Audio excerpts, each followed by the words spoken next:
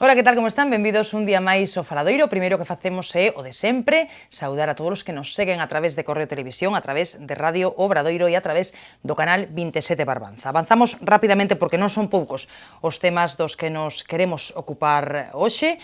O primeiro, falar do PSOE, en particular da situación do PSDG, que esta fin de semana decidía o que propoñía Pachi Vázquez, elixir o novo secretario xeral nunhas primarias o 1 de xullo e celebrar un congreso extraordinario o 6 de xullo. O caso é que os estatutos do PSOE din que o líder da formación, o secretario xeral, ten que ser elixido polos delegados no congreso, así que veremos en que queda a cousa e veremos tamén en que queda o desafío do PSC, do que tamén falaremos hoxe.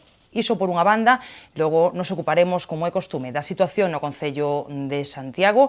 Hoxe declaraban ante a xuíza Pilar de Lara, que leva a Operación Manga e a Operación Pokémon, o exalcalde Gerardo Conderroa e tamén o exconcelleiro Albino Vázquez Aldrei. E todo isto nunha xornada na que seguimos pendentes da evolución do rei, operado onte, como saben, dunha hernia discal. Hoxe xa despachaba durante unha hora con Mariano Rajoy e pendentes tamén das novidades que nos traen os casos de moda, o caso Nós e o caso Bárcenas. Están connosco a mesa do Faladoiro o profesor da Universidade de Compostela, Xesús Veiga. Que tal, Suso? Benvido un día máis a Faladoiro. Saudamos o xornalista Javier Carnota. Que tal, Javier? Hola, benvido. E o catedrático de Filosofía Marcelino Agís, que tamén profesor da USC. Que tal, Marcelino? Benvido tamén. Gracias, moi ben. Bueno, pois imos empezar, que temos moitos temas hoxe dos que ocuparnos. A dirección do PSOE nega que haxa unha rebelión interna contra Rubalcaba polos desafíos. Desafío é a palabra que estamos utilizando os xornalistas. Logo me diredes se vos tamén o vedes así. Os desafíos, digo, do PSDG e do PSC, falando en primeiro termo dos socialistas galegos, decidían esta fin de semana convocar primarias pro 1 de xuño para elixir o novo líder da formación, unha opción que non está contemplada nos estatutos do partido. Hoxe dicía o voceiro do PSDG na Cámara, Abel Osada, que non hai ninguna fronte contra Ferraz e que en todo caso se buscará un acordo. Eu quero empezar por Javier Carnota para que me dé a súa impresión sobre o que se acordaba esta fin de semana e preguntarche, a ver se tes claro, quen vai recuar, quen vai dar marcha atrás, porque unha cousa e outra son incompatibles, non? A ver como se vai resolver este asunto, ti como crees? Aproveitando a presencia de Marcelino e arrisgando, ademais, arrisgando moitísimo pola súa presencia, tamén podo decir que estamos nun momento cartesiano no Partido Socialista, donde o importante é o método e se busca, ademais, precisamente un método que satisfaga a todo o mundo, pero sempre sí, co mesmo fin último e positivo que buscaba o propio Descartes, non? É dicir,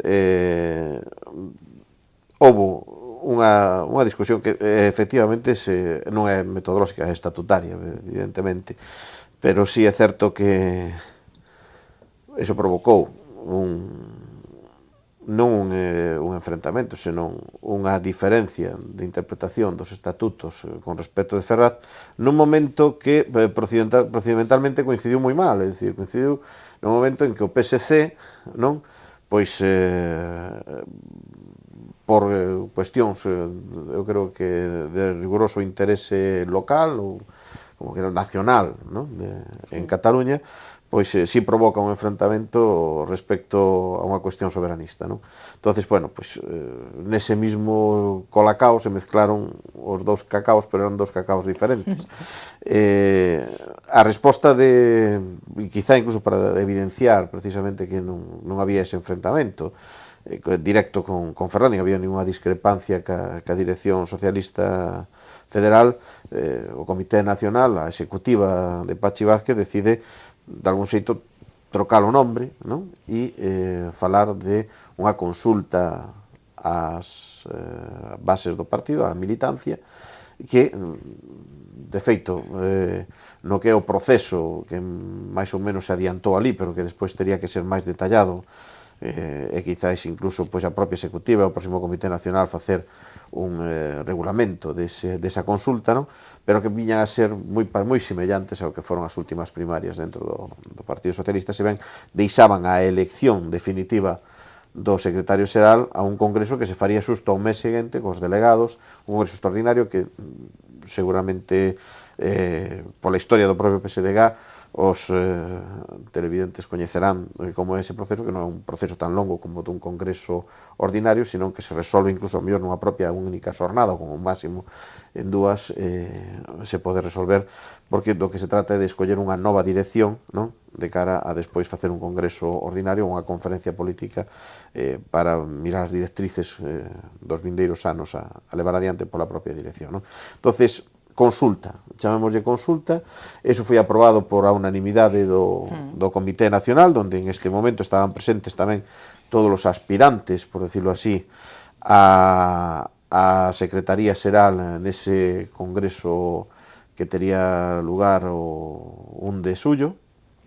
Entón, pois, entre o 1 de xuño e o 1 de xullo saberemos cal vai ser o futuro do PSDG, que eu creo que tamén é unha resposta a un clamor por parte da propia militancia, pero tamén de simpatizantes e da propia sociedade, non? Que de ter fortalecido en este momento o principal partido da oposición, non? Para que poda exercer con máis legitimidade, con máis forza, se é necesario nun momento como que estamos vivendo de crise, a labor que lle corresponde no Parlamento de Galicia, non? De control do goberno de Feijóo. A ver, pois habría Javier, que siga o que queira. A ver, Suso, por exemplo. Javier falaba dun momento cartesiano, podía ser tamén un momento hamletiano, o Partido Socialista ante o ser ou non ser. Eu voulle quitar dosis de épica, non de ética, ese é outro problema. Eu creo que en todo caso o ser ou non ser está máis relacionado, vinculado o actual máximo dirixente do Partido Socialista, o señor Manuel Vázquez. Ese é outro problema. Non, unha cousa é un dirixente, por moi importante que se poda considerar el a si mesmo, outra xente nese mesmo consideración, e outra cuestión é un partido político que ten unha determinada trayectoria. Eu creo que isto vou distinguir do caso do PSC, porque ese é o caso do PSC é un caso que ten historia detrás e ten importancia de agora para adiante, pero eu creo que o PSDG non ten historia este problema específica, pode ter importancia para adiante, pero eu creo que hai dúas cousas misturadas aquí que provocan unha certa confusión. Mesmo a mí me poden provocar, e considérome modestamente unha persoa relativamente informada da vida política. Unha primeira cuestión de carácter xeral é o desexo ou a necesidade de que os partidos políticos en xeral, o Partido Socialista en particular, adopten internamente fórmulas distintas ás que até agora tiveron, que efectivamente supoñan unha maior participación do seu corpo de militante ou de afiliación ou mesmo de simpatizantes. Fórmulas novas de democracia participativa, democracia directa, en conexión coa necesidade de revitalización, regeneración dos partidos. Eu a eso, chapó, pareceme moi ben, non só a min, creo que ten moitos seguidores tal proposta. Pero iso é unha cuestión, e outra cuestión é a utilización, ou a eventual utilización que se poda facer deste desexo moi compartido nun momento determinado a través dun cálculo vinculado a estrategias de poder lexítimas, de loita polo poder, lexítimas, pero que non se poden descoñecer. Vou non decir dunha maneira tal vez máis rotunda. Claro, o señor Vázquez, na miña opinión, o actual secretario xeral do Partido Socialista, despois do resultado electoral do pasado mes de outubro, eu creo que tiña que ter dimitido antes, sinceramente. Se dimitiu o señor Touriño por un resultado moito menos grave que o que obtivo o Partido Socialista en uns meses, pois con maior razón debería facelo esta persona, que ademais foi dos que, digamos, apoiou ou pediu explícitamente que o señor Touriño tomara aquela decisión. Se iso se tivera feito, estaría nun proceso o Partido Socialista, xa teria celebrado o Congreso, ou mellor non, pero non era o mesmo.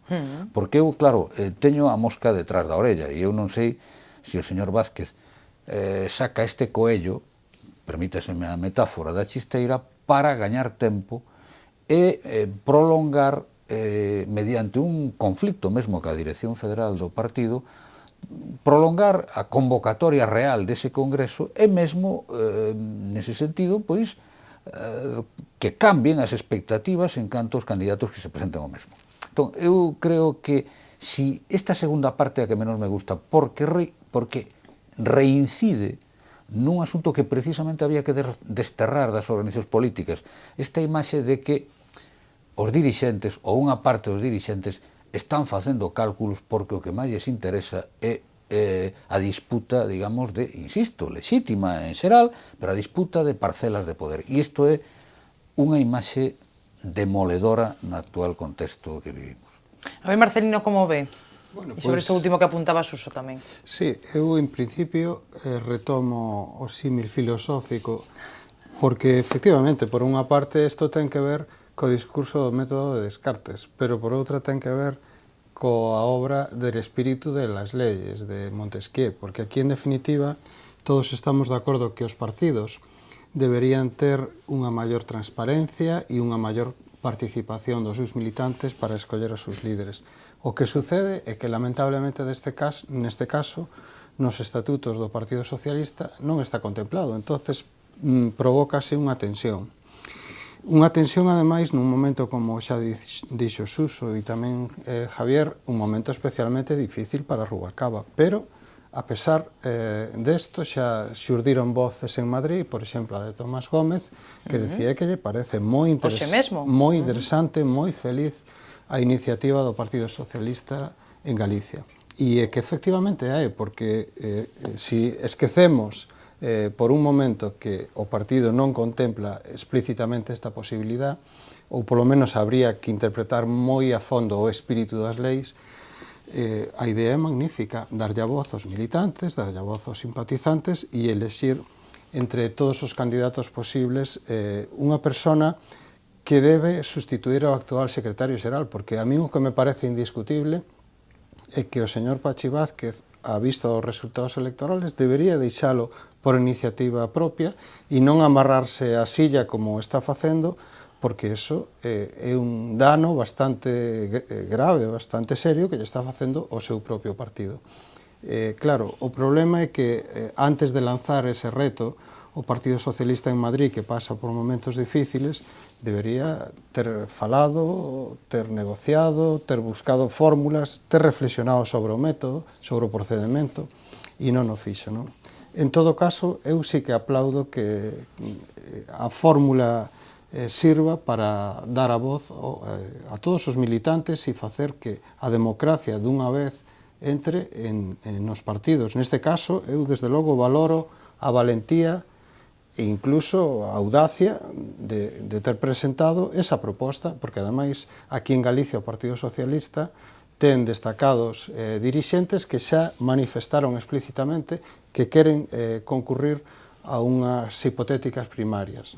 Pois bueno, pois adiante, busquemos fórmulas, consensuemos co propio partido de Madrid e fagamos o cambio, que é imprescindible facer un cambio. Se non o fan, realmente é unha ocasión perdida para presentarse como unha opción de goberno en Galicia. Con brevidade, a ver, Javier, que queres apuntar? Fácil, un poquinho tamén en resposta ao que dixeron os meus compañeiros de mesa. Certo é que pode ser que haxa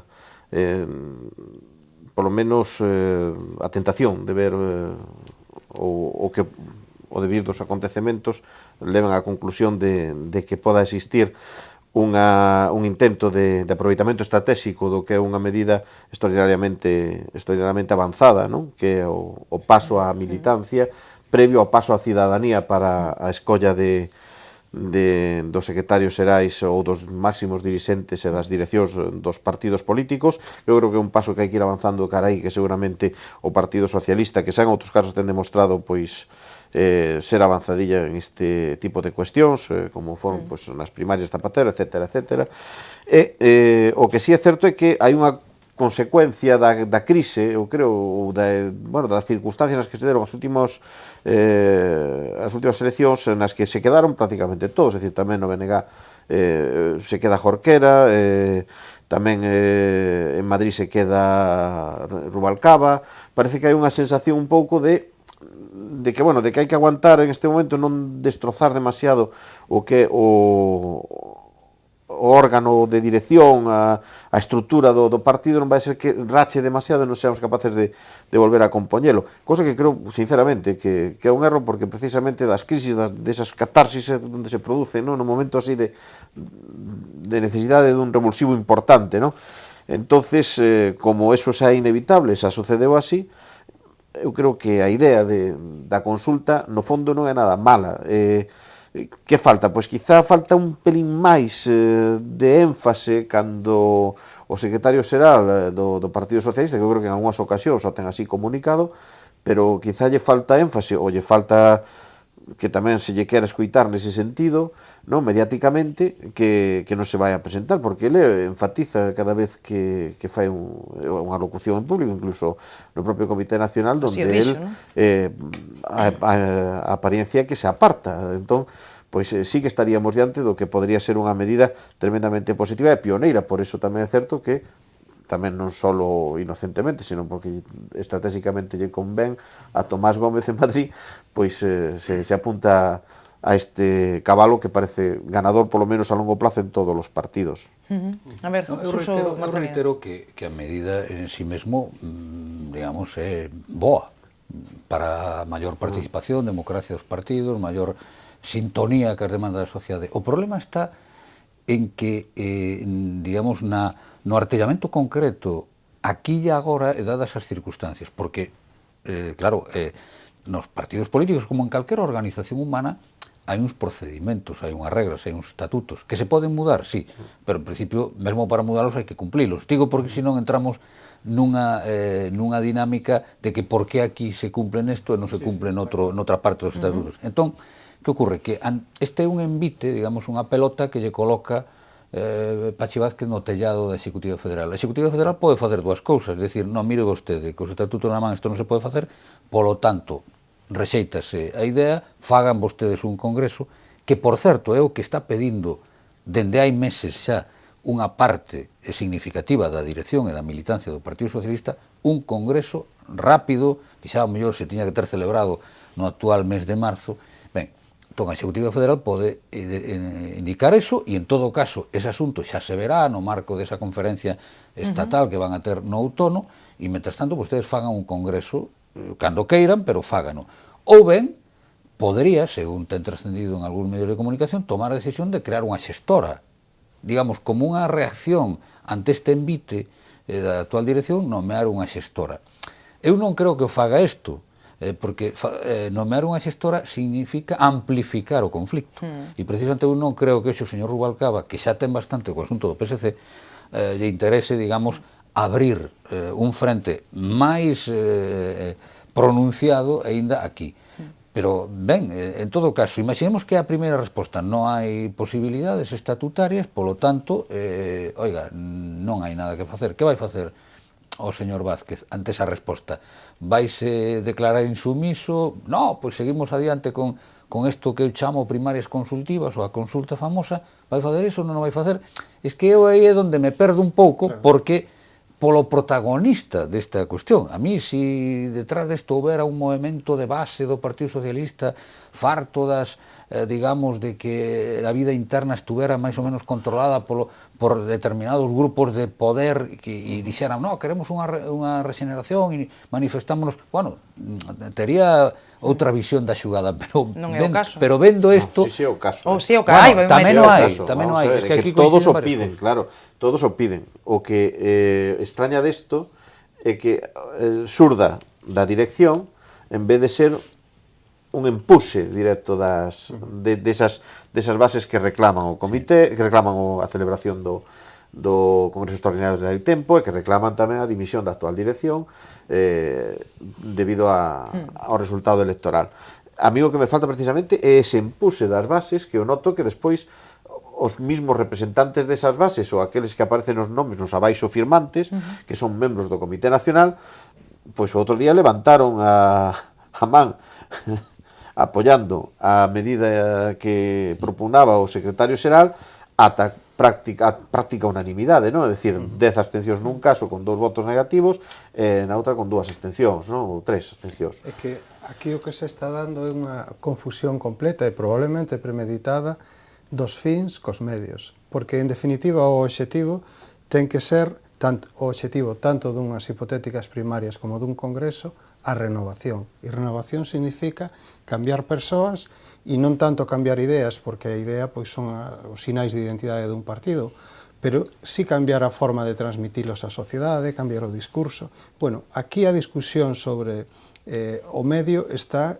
ocultando o fin que é a renovación, e ese partido, como todos os partidos, deben renovarse permanentemente para seguir ilusionando a sociedade. Neste momento, pois ese barómetro infalible que son as urnas detectaron que a sociedade pois, non se ilusiona ou non se ilusionou no pasado. Hai que ofrecer algo distinto, non? Mais que estar un pouco neste tipo de debates cuasi escolásticos, porque realmente son debates sobre os medios que non conducen ao fin primordial que é ofrecer ilusión á cidadanía. Temos pouquiño tempo, como sempre, mirando o reloxo, que non nos chegan os minutos, pero por falar algo do PSC, pidevos brevidade, eso sí, a ver se en 30 segundos resolvemos. Que vai pasar co PSC e o PSOE? Semella que non vai haber divorcio, non? Dá a sensación de que non vai haber. Javier di que non, e o tes claro, non? Vanse recompoñer esas pontes, non?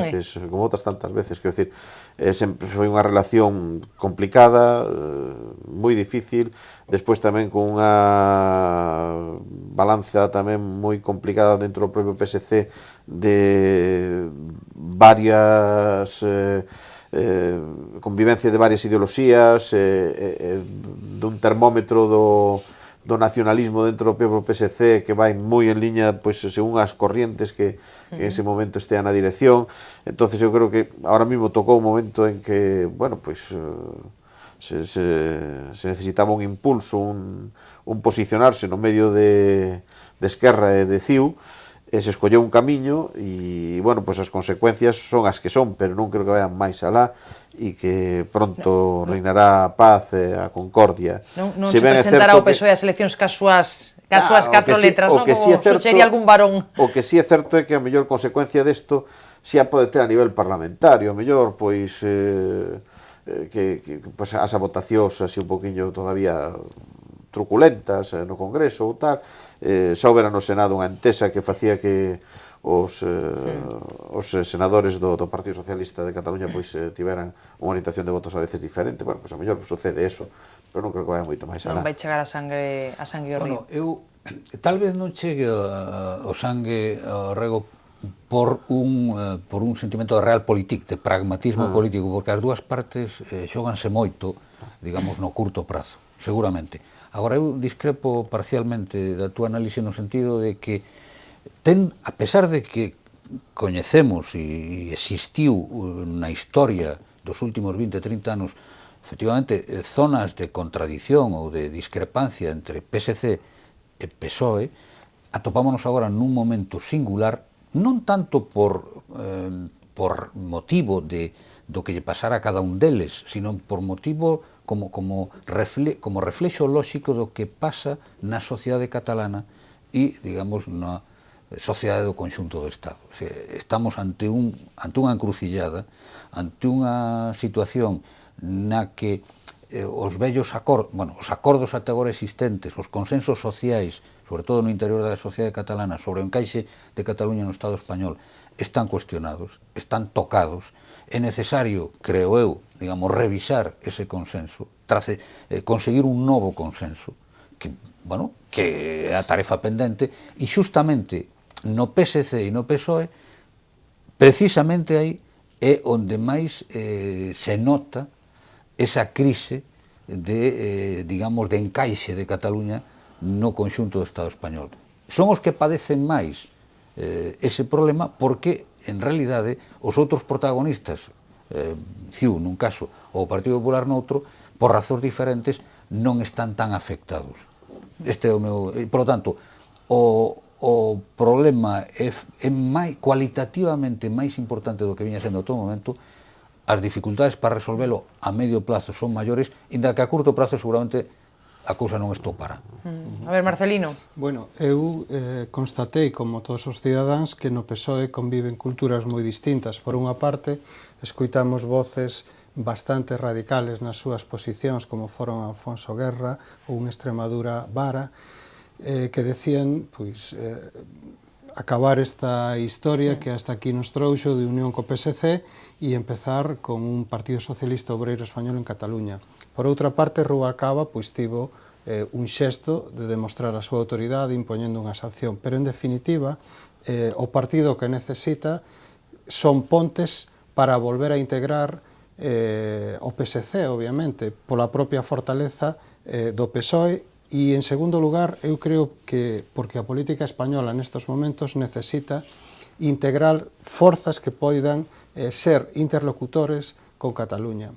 O Partido Socialista de Cataluña, o PSC, desde logo, pola súa cercanía, por estar inmerso, mergullado na situación catalana, coñece o que está pasando ali e, ao mesmo tempo, pois ten un fío directo co Partido Socialista, que é un Partido Socialista de implantación en todo o Estado.